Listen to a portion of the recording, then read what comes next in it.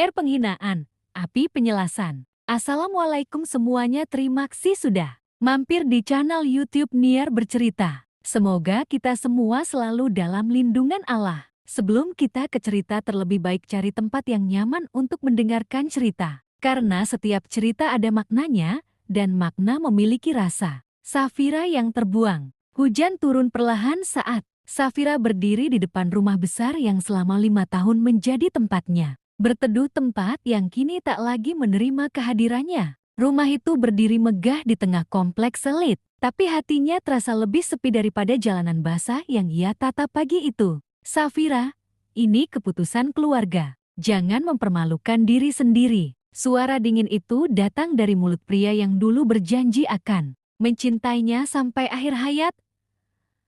Nadir, suaminya, atau lebih tepatnya, mantan suaminya. Di sebelah Nadir berdiri seorang wanita muda dengan wajah penuh riasan, mengenakan kebaya mahal warna emas. Di matanya, ada sinar kemenangan. Ia adalah Zalaha, wanita yang menjadi alasan kehancuran rumah tangga Safira. Wanita itu tersenyum puas, seolah penghancuran seorang istri sah adalah prestasi besar. Safira tidak menjawab, matanya tajam memandang Nadir, mencari sisa cinta yang mungkin masih tertinggal. Tapi yang ia lihat hanyalah kekosongan. Ambil barang-barangmu. Kami sudah siapkan uang pesangon, ujar ibu mertua Safira.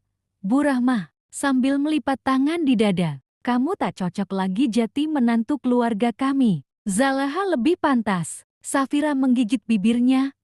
Pesangon, seperti ia adalah pembantu yang dipecat. Kau lupa siapa yang menemaninya dari awal. Saat Nadir tak punya apa-apa, aku yang ikut bekerja. Hemat, bantu dia bangun usaha keluarganya. Ujar Safira pelan, suar. Luka di balik perpisahan. Hujan malam itu seperti menyatu dengan perasaan Safira dingin, perih, dan berat. Sudah hampir 2 minggu sejak ia meninggalkan rumah mewah milik Nadir. Tempat di mana ia dulu membangun cinta dan harapan. Tapi kini, semua itu telah berubah menjadi abu. Ia tinggal di sebuah kamar kecil di rumah kontrakan di pinggiran kota. Jauh dari pusat kehidupan yang dulu biasa ia nikmati. Kamarnya hanya seluas 3 kali 4 meter. Cukup untuk sebuah tempat tidur tipis, lemari plastik, dan meja kayu yang sudah mulai rapuh. Namun di tempat sesempit itu, Safira menemukan ruang untuk bernafas, untuk memulai kembali. Malam-malamnya dipenuhi tangis. Bukan karena masih mencintai Nadir, tetapi karena betapa murah dirinya pernah diperlakukan oleh orang-orang yang ia percaya. Ia bukan hanya ditinggalkan, tapi juga dihina seakan tak berharga. Keluarga mantan suaminya mengusirnya seperti barang usang. Dan wanita yang menggantikannya, Zaleha, bahkan sempat berkata, perempuan seperti kamu hanya cocok tinggal di bawah, bukan di rumah seperti ini.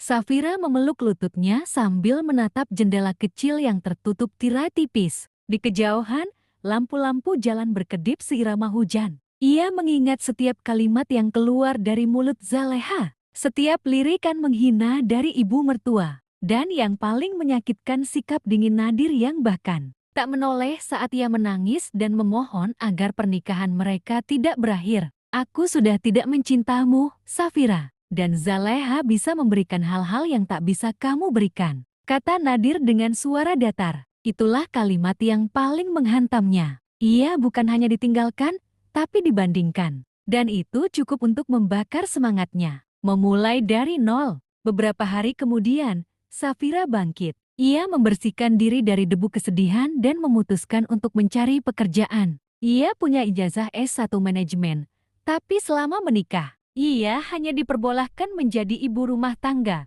Dulu ia penurut, sekarang tidak lagi. Ia pergi dari satu toko ke toko lain, menawarkan diri untuk bekerja sebagai kasir, penjaga toko, atau bahkan pelayan. Semuanya menolak karena ia dianggap kelewat rapi dan sopan. Sampai akhirnya, sebuah kedai kopi kecil di sudut jalan menerimanya untuk shift malam. Gajinya tidak besar. Ia hanya dibayar Rp75.000 per shift. Namun itu cukup untuk membeli makan dan menabung sedikit demi sedikit. Ia mulai mengenal dunia kerja yang keras dan penuh tantangan. Tapi di sana pula ia mulai merasa hidup. Di sela-sela waktu istirahat, Ia membaca buku-buku bisnis bekas yang ia beli dari lapak online. Ia mencatat semua hal penting, membuat sketsa rencana bisnis kecil yang bisa ia jalankan di masa depan. Ia tahu bahwa pembalasan paling elegan bukan dengan kemarahan, tapi dengan kesuksesan. Aku tidak akan kembali hanya untuk membuktikan. Aku akan kembali karena aku layak berdiri di tempat yang lebih tinggi, katanya suatu malam pada dirinya, sendiri di depan cermin kecil yang retak di kamarnya. Berkawan dengan kegagalan. Setahun berlalu, Safira kini bukan lagi pelayan di kedai kopi. Ia berhenti setelah mengumpulkan cukup uang untuk memulai bisnis kecil-kecilan, menjual kue dan camilan sehat buatan sendiri. Ia tidak punya toko, hanya menggunakan media sosial dan sistem pre-order. Namun dalam waktu 2 bulan, pesanannya mulai meningkat tajam, bahkan dari luar kota. Ia menyewa dapur kecil dan memperkerjakan 2 orang tetangga yang juga janda dan butuh pekerjaan. Dari situ, perlahan usahanya berkembang. Ia memberi nama usahanya Firas Choice, sebuah pilihan. Sebagaimana ia memilih untuk bangkit daripada meratap. Namun jalan tidak selalu mulus. Pernah suatu hari, seluruh batch pesanannya gagal karena salah takaran bahan. Ruginya jutaan rupiah. Ia menangis, tentu saja, tapi ia tidak menyerah. Lebih baik aku gagal dalam perjuangan daripada diam dalam penghinaan, bisiknya lirih. Retaknya mahligai palsu. Istana megah yang dulu menjadi kebanggaan keluarga besar, Nadir kini tidak lagi bersinar seperti dulu. Bukan karena cat dinding yang mengelupas atau taman yang tak terurus, tetapi karena keharmonisan yang selama ini hanya menjadi topeng, mulai runtuh perlahan-lahan. Dan yang paling menyadarinya adalah Nadir sendiri. Ia duduk di ruang kerja yang sepi, dengan map-map proposal berserakan di meja. Matanya merah karena begadang. Tangannya memijat pelipis, mencoba berpikir jernih. Namun pikirannya tetap tumpul. Beberapa mitra bisnis mundur dalam 2 bulan terakhir. Satu persatu kontrak penting gagal diperpanjang. Kenapa semua orang seperti menjauh? Gumamnya dengan suara parau. Pintu diketuk tanpa sopan, kemudian terbuka sebelum ia sempat menjawab. Zaleha masuk, mengenakan daster satin warna merah menyala. Wajahnya tetap penuh riasan meski jam sudah menunjukkan pukul 11 malam. Kenapa kamu belum tidur? Aku sudah bosan nunggu kamu makan malam, katanya ketus, meletakkan ponsel di meja dengan kasar. Aku lagi kerja. Zaleha, jawab Nadir datar. Kerja terus. Tapi hasilnya apa? Bisnis makin mundur. Kamu suami, bukan buruh. Apa kamu pikir aku mau hidup miskin kayak mantan istrimu itu? Nadir menatapnya. Kata-kata Zaleha seperti duri di tenggorokan. Dulu, ia membandingkan Safira dengan Zaleha karena Zaleha tampak lebih hidup, lebih ceria, lebih modern. Tapi kini, ia baru sadar Zaleha hanya gemerlap di luar, kosong di dalam. Kamu tahu apa tentang kerja keras? Balasnya pelan, namun tajam. Kalau bukan karena Safira dulu bantu kelola keuangan perusahaan, aku nggak akan sampai di titik ini. Zaleha mendengus. Dan kamu menyesal sekarang? Nadir tidak menjawab. Tapi tatapannya cukup menjelaskan. Penyesalan itu tidak diucapkan, tapi terasa dalam udara yang menggantung. Bu Rahma yang terhantam realita. Di sudut lain rumah, Bu Rahma mengamati percakapan dari balik tembok. Ia mendengar semuanya. Dulu, ia yang paling vokal ingin menyingkirkan Safira. Baginya, menantu itu terlalu lembut, terlalu diam, dan terlalu biasa. Ia ingin menantu yang bisa dibanggakan di arisan, pesta keluarga, dan media sosial. Dan kini, ia mendapat Zaleha. Zaleha memang cantik dan modis, tapi juga kasar, tak hormat pada orang tua, dan suka menyindir Bu Rahmah di depan pembantu. Bahkan anak-anak tetangga pernah melihat Zaleha memaki pembantu hingga menangis. Lalu mengunggahnya ke media sosial membuat nama keluarga tercoreng. Bu, baju-baju saya yang di laundry masih bau apa? Masa kalian kerja kayak gitu aja nggak becus sih? Video itu sempat viral di lingkungan mereka. Para ibu-ibu mulai menjauh dari Bu Rahmah. Harga dirinya runtuh. Ya Allah, apa aku salah besar menyingkirkan Safira? Lirihnya malam itu sambil menggenggam tasbih. Namun penyesalan datang tidak hanya dari keluarga. Dunia luar pun mulai membuka mata. Kejutan dalam dunia bisnis. PT Mandala Sukses, perusahaan keluarga yang dipimpin Nadir, saat ini sedang dalam proses pencarian mitra distribusi besar untuk memperluas pasar makanan ringan mereka. Dan rekomendasi yang masuk dari banyak pihak mengarah pada satu nama, Viras Choice Corporation. Nama itu terus muncul dalam laporan. Produk-produknya sedang viral, jangkauannya luas, dan dipimpin oleh sosok yang disebut-sebut sebagai pengusaha perempuan tangguh dari nol. Nadir tertarik. Ia tak tahu siapa pemilik di baliknya, karena pemilik tidak pernah tampil di media. Akhirnya, ia menginstruksikan sekretaris untuk mengatur pertemuan langsung dengan CEO perusahaan tersebut. Beritahu mereka saya ingin bertemu dengan direkturnya. Kita butuh mereka sebagai mitra distribusi utama untuk Jawa Barat dan Jakarta, katanya dengan nada profesional. Sekretarisnya mengangguk. Sudah saya jadwalkan. Hari Kamis minggu depan, Pak. Di balik itu semua, ada satu nama yang disembunyikan dengan rapi. Safira Adnin. Perjalanan menjelang pertemuan. Sementara itu, di kantor pusat Viras Choice, Safira menerima kabar tentang pertemuan itu dari manajer operasionalnya. Ia membaca nama perusahaan itu sambil tersenyum kecil. Lucu, ya, gumamnya, yang dulu menendangku keluar dari rumah mereka. Kini datang mengetuk pintu kantorku. Dimas, yang kini menjadi penasihat utamanya dan juga pemegang saham minoritas di perusahaan, menatapnya dengan bijak. Kamu mau bertemu? Tanyanya. Safira menatap keluar jendela. Matanya tak lagi penuh luka, tapi kekuatan. Tentu. Tapi aku ingin mereka tahu siapa yang duduk di kursi tertinggi sekarang. Dimas mengangguk pelan. Kamu sudah siap? Safira mengangguk. Aku tidak menunggu mereka untuk minta maaf. Aku hanya ingin mereka melihat siapa yang mereka buang. Dan apa akibat dari penghinaan itu. Pertemuan yang membuka luka. Hari yang ditunggu akhirnya datang. Ruang rapat di lantai 2 kantor pusat Viras Choice Corporation telah dipersiapkan. Tidak ada dekorasi berlebihan. Hanya interior elegan dengan sentuhan kayu, hangat dan pencahayaan lembut yang menenangkan. Namun suasana di dalam ruangan terasa tegang, bahkan sebelum pertemuan dimulai. Nadir duduk di kursi tamu bersama 2 orang manajernya. Ia mengenakan setelan jas kelabu, dasinya rapi. Tapi raut wajahnya menunjukkan ketegangan yang tidak bisa ia sembunyikan. Ia belum tahu siapa CEO yang akan ia temui, tapi firasatnya mengusik. Kok tempat ini familiar? Ya, gumamnya. Entah kenapa, seperti ada bayangan masa lalu. Manajernya tak menanggapi. Mereka sibuk membuka laptop dan catatan. Di luar ruangan, resepsionis memberi aba-aba melalui interkom. Direktur utama akan masuk dalam 2 menit. Nadir langsung duduk lebih tegak. Ia ingin tampil percaya diri. Ia ingin memberi kesan bahwa dirinya tetap pemimpin tangguh, meski usahanya sedang terguncang.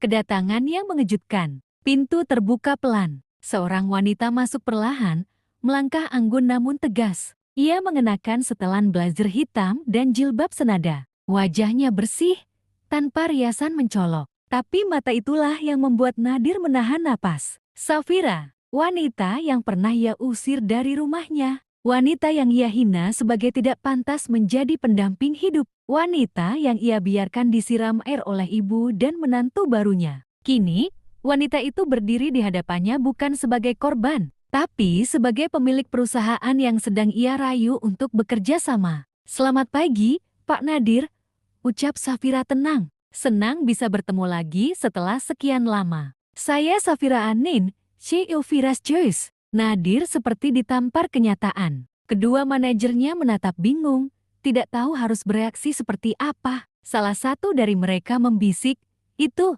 mantan istri Bapak." "Ya." Nadir mengangguk pelan, rahangnya mengeras. "Iya." Safira duduk di kursi direktur, membuka map rapat, lalu menatap mereka satu persatu. Suaranya dingin namun profesional. "Sebelum kita membicarakan kerjasama, izinkan saya menyampaikan satu hal pribadi." Nadir hanya menunduk sedikit. Ia tahu ia tak punya kuasa dalam ruangan ini. "Saya tidak membalas dendam," lanjut Safira. "Saya tidak berusaha menjatuhkan siapapun. Tapi saya ingin menunjukkan bahwa tidak semua luka membuat seseorang hancur. beberapa luka justru melahirkan kekuatan. Nadir menelan ludah. Kata-kata itu seperti pisau yang menusuk perlahan, tapi dalam. Presentasi dan perhitungan bisnis. Meski suasana tegang, pertemuan tetap berjalan secara profesional. Safira mempresentasikan sistem distribusi Vira's Choice yang terstruktur dan sudah menjangkau lebih dari 60 kota besar. Ia menyampaikan keunggulan produk, jaringan logistik, hingga strategi pemasaran digital yang sedang viral. Tim Nadir mendengarkan dengan saksama. Ari yang terbalik menyiram. Ruang rapat di lantai 15 Vira's Choice tampak megah dan tenang. Meja kaca panjang, kursi kulit hitam yang empuk, serta jendela besar yang menghadap ke gedung-gedung. Pencakar langit menciptakan suasana profesional dan elegan. Tapi di dalam hati Nadir dan Bu Rahmah, tidak ada yang tenang pagi itu. Keduanya duduk berdampingan, menunggu CEO yang katanya sangat private. Kenapa perusahaannya pakai nama Vira?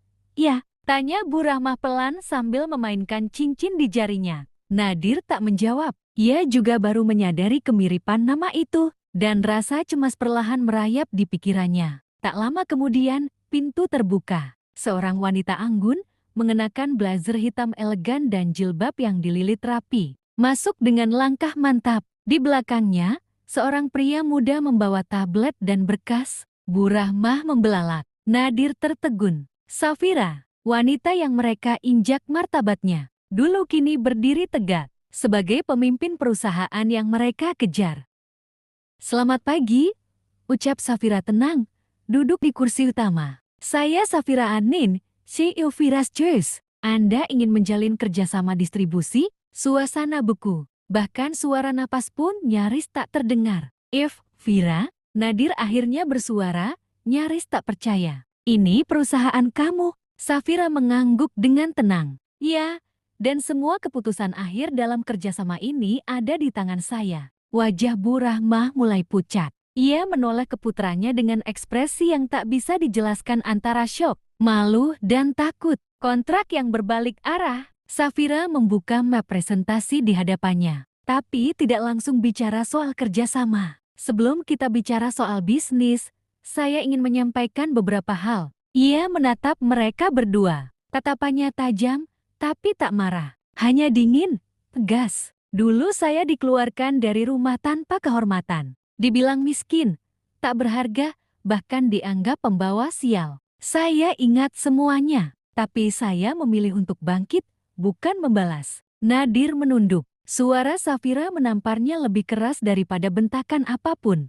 Safira melanjutkan, saya tidak butuh permintaan maaf, tapi saya ingin Anda tahu bahwa saya sampai di sini bukan karena dendam, tapi karena saya ingin membuktikan bahwa hinaan Anda tidak mematahkan saya, justru menjadi bahan bakar untuk berdiri lebih tinggi. Bu Rahmah membuka mulut, hendak berkata sesuatu, tapi Safira mengangkat tangan, menahannya. Dan sekarang, Anda datang ke sini membawa proposal kerjasama dari perusahaan yang sedang sekarat. Setelah semua perlakuan itu, Safira lalu menatap Dimas yang berdiri di sampingnya. Tolong tunjukkan laporan due diligence mereka. Dimas menyambungkan laptop ke layar proyektor. Laporan finansial PT Mandala sukses ditampilkan. Neraca keuangan yang merosot, arus kas negatif, dan indikasi fraud dalam laporan pajak. Ini hasil investigasi internal kami, kata Dimas. Maaf, tapi kami tidak bisa menjalin kerjasama dengan perusahaan yang tidak transparan. Kami memiliki standar integritas yang tinggi. Ambruknya harga diri. Nadir mengepalkan tangan. Ia ingin membantah, ingin membela diri, tapi tak ada yang bisa ia sangkal. Semua data valid. Safira, tolong beri kami kesempatan, katanya dengan suara rendah. Kamu tahu aku pernah salah. Tapi, Safira tersenyum kecil. Tapi saat kamu menyakiti seseorang yang pernah tulus mencintaimu, yang kamu injak martabatnya di hadapan keluarga, kamu tidak menyisakan ruang untuk kesempatan kedua. Ia berdiri. Rapat selesai. Saya harap Anda bisa menemukan jalan lain untuk menyelamatkan bisnis Anda, tapi tidak melalui saya. Bu Rahmah tampak limbung. Saat ia berdiri, tangannya menyentuh gelas air yang ada di atas meja. Tanpa sadar, ia meraihnya. Dan untuk sesaat, entah kenapa, hatinya seperti tersentuh amarah lama. Jangan merasa paling tinggi hanya karena kamu kaya sekarang, bentaknya sambil mengangkat gelas. Tapi sebelum air itu dilemparkan, Safira melangkah cepat dan merebutnya. Seketika, ruangan hening. Di balik duka, ada cinta. Setelah kejadian di ruang rapat itu, nama Safira makin dikenal luas di dunia bisnis. Bukan karena drama yang terjadi, tetapi karena cara ia menghadapi masa lalunya dengan kepala tegak, tanpa amarah, dan penuh wibawa. Banyak tokoh bisnis mulai menghormatinya lebih dari sekadar seorang CEO muda. Ia menjadi simbol kekuatan perempuan. Namun, di balik keberhasilan itu, Safira menyimpan satu ruang kosong di hatinya, ruang yang dulu dipenuhi oleh cinta dan keluarga, yang kini hanya tersisa kenangan. Sore yang tak direncanakan. Hari itu, Safira baru saja selesai menjadi pembicara dalam sebuah forum bisnis perempuan. Ia mengenakan gamis pastel dan blazer krem yang sederhana tapi elegan. Saat keluar dari gedung acara, ia melihat sosok yang tak asing di antara kerumunan. Dimas, pria yang selama ini setia mendampingi langkah bisnisnya,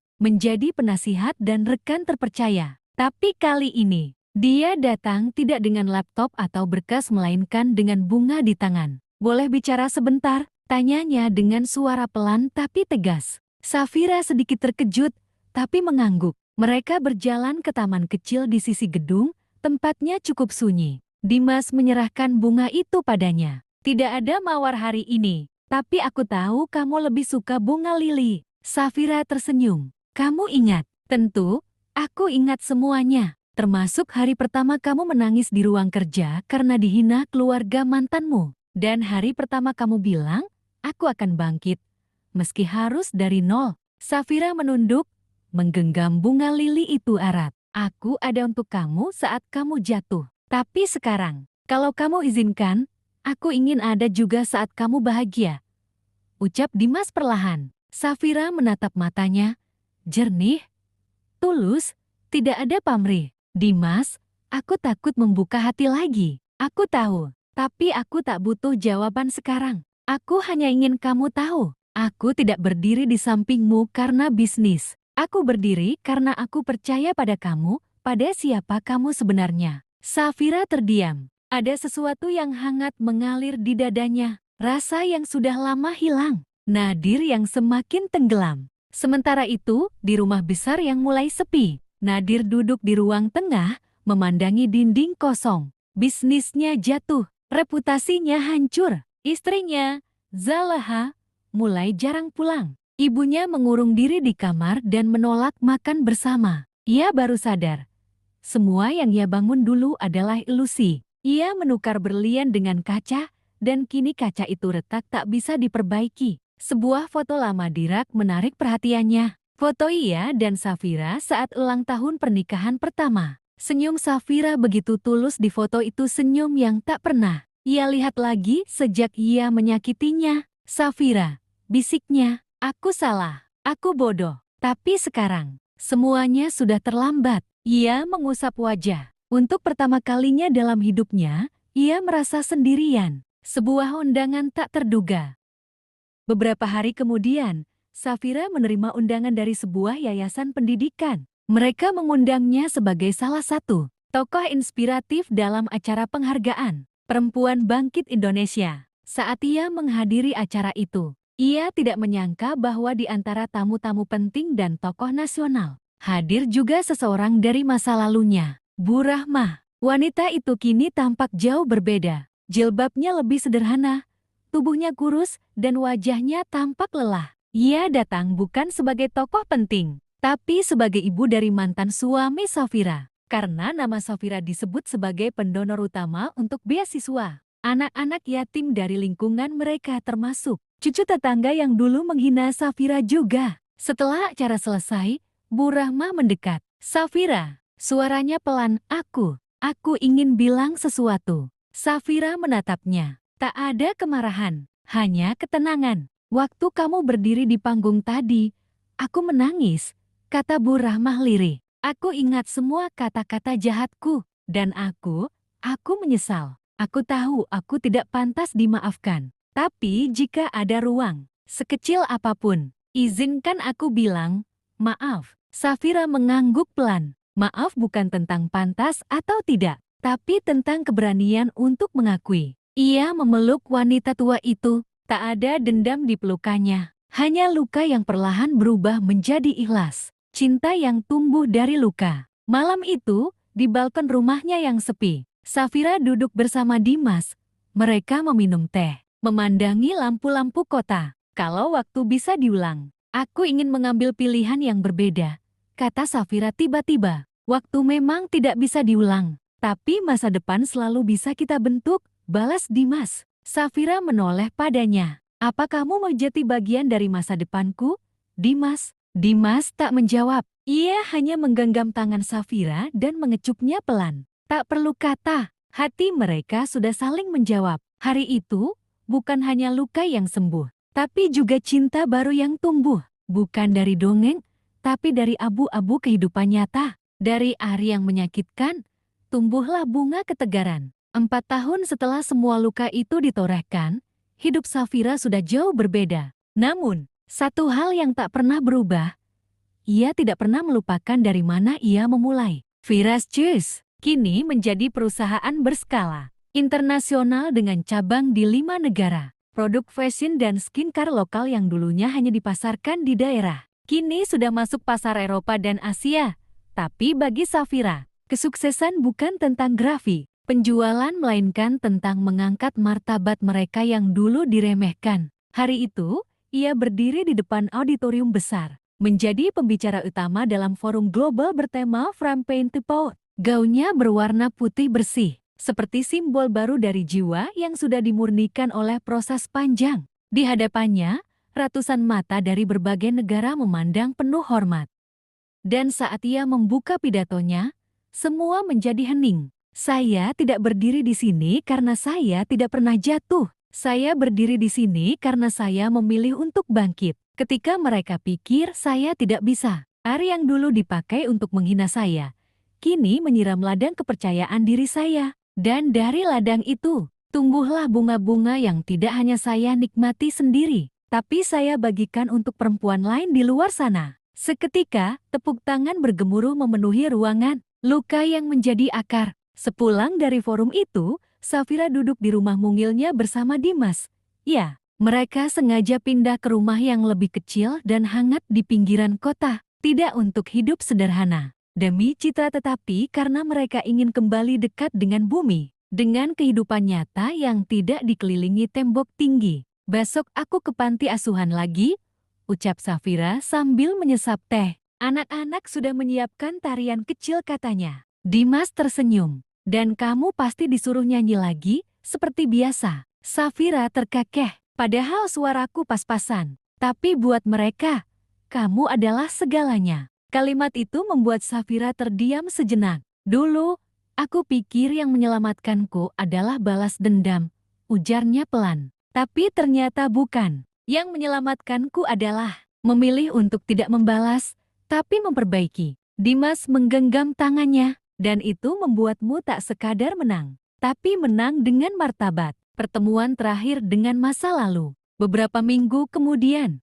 Safira mendapat undangan dari desa tempat mertuanya dulu tinggal. Salah satu anak dari keluarga itu akan diwisuda, berkat beasiswa penuh dari yayasan yang didirikan Safira. Awalnya ia ragu untuk datang, tapi sesuatu di hatinya berkata, kamu harus menutup lingkaran ini sendiri. Saat ia tiba di sana, desa itu sudah berubah, lebih rapi, lebih hidup. Banyak usaha kecil berkembang di bawah program pelatihan kewirausahaan yang dulu ia gagas diam-diam. Dan di antara kerumunan, berdiri dua sosok yang dulu sangat membencinya, Bu Rahmah dan Zalaha. Mereka terdiam saat Safira menghampiri. Tak ada kata, hanya sorot mata yang penuh haru. Kami tidak tahu harus bicara apa, ucap Bu Rahmah akhirnya. Tapi kami di sini hari ini karena kami ingin belajar darimu. Zalaha menambahkan, kami yang dulu merasa lebih tinggi darimu, tapi hari ini kami datang untuk belajar merunduk. Safira tersenyum, tidak sinis, tidak angkuh. Kalau kalian benar-benar belajar, ucapnya, maka aku akan jadi murid kalian juga. Karena orang yang berani mengakui kesalahan, lebih kuat dari orang yang hanya tahu menyerang. Mereka saling berpelukan. Dan entah kenapa, kali ini pelukan itu tidak lagi membawa air mata luka, melainkan air mata penyembuhan, surat untuk diri sendiri. Beberapa hari setelah itu, di sebuah sore yang sunyi, Safira menulis sesuatu di buku harian lamanya. Bukan laporan keuangan, bukan rencana bisnis, tapi sepucuk surat untuk dirinya yang dulu. Hai, Safira kecil. Aku tahu kamu pernah merasa tidak cukup. Aku tahu kamu pernah berdiri dengan tubuh basah, dihina, dipermalukan, dijatuhkan. Tapi aku ingin kamu tahu, kamu tidak tinggal di sana selamanya. Kamu bangkit, kamu tumbuh, dan kamu jati wanita yang bahkan masa lalumu pun tak sanggup menghancurkan. Terima kasih karena kamu tidak menyerah. Kalau tidak, aku tidak akan pernah melihat hari ini. Hari di mana air penghinaan itu telah mengalir ke sungai kemenangan. Ia menutup buku itu, memeluknya sejenak, lalu menyimpannya di laci. Hari itu, Safira tahu, perjalanan itu sudah utuh. Ia telah melalui semua pengkhianatan, penghinaan, air mata, kebangkitan, hingga cinta yang meneduhkan. Dan di akhir perjalanan itu, ia menyadari satu hal penting. Perempuan yang tidak dibakar oleh penghinaan akan bersinar lebih terang dari siapapun yang pernah meremehkannya. Cinta yang tak lagi sembunyi. Matahari pagi menyelinap masuk melalui jendela besar ruang kerja Safira. Cahaya hangatnya mengenai meja kayu yang dipenuhi kertas kontrak, laporan investasi, dan satu foto kecil dalam bingkai perak. Foto itu menampilkan Safira dan Dimas di tepi danau, tersenyum tenang. Bukan foto formal, bukan juga gambar yang penuh gaya. Tapi justru disitulah letak keindahannya jujur, polos, nyata. Safira memandangi foto itu sejenak sebelum mulai bekerja. Tapi belum sempat tangannya menyentuh keyboard laptop. Pintu ruangannya diketuk perlahan. Masuk, ucapnya sambil menoleh. Dimas masuk dengan map presentasi dan secangkir kopi. Agenda hari ini, rapat dengan investor Jepang pukul 10. Lalu meeting internal jam 1 siang. Dan malam ini, kamu janji mau makan malam bareng aku, kan? Godanya sambil meletakkan kopi. Safira tersenyum geli, profesional banget ya. Nyelipin kencan dalam jadwal CEO. Harus dong, soalnya calon suamimu ini tahu kamu bisa terlalu sibuk sampai lupa. Kalau kamu punya hati juga, jawab Dimas ringan. Kalimat itu membuat Safira terdiam sesaat. Calon suami. Ia mengulangnya dalam hati, seolah masih tak percaya. Setelah semua luka, trauma, dan kehilangan, hatinya akhirnya berani kembali mencintai. Melangkah ke depan. Beberapa minggu berlalu, Safira dan Dimas memutuskan untuk mulai membuka hubungan mereka ke publik. Tidak dalam bentuk pengumuman mewah atau unggahan berlebihan di media sosial, tapi dengan langkah-langkah sederhana.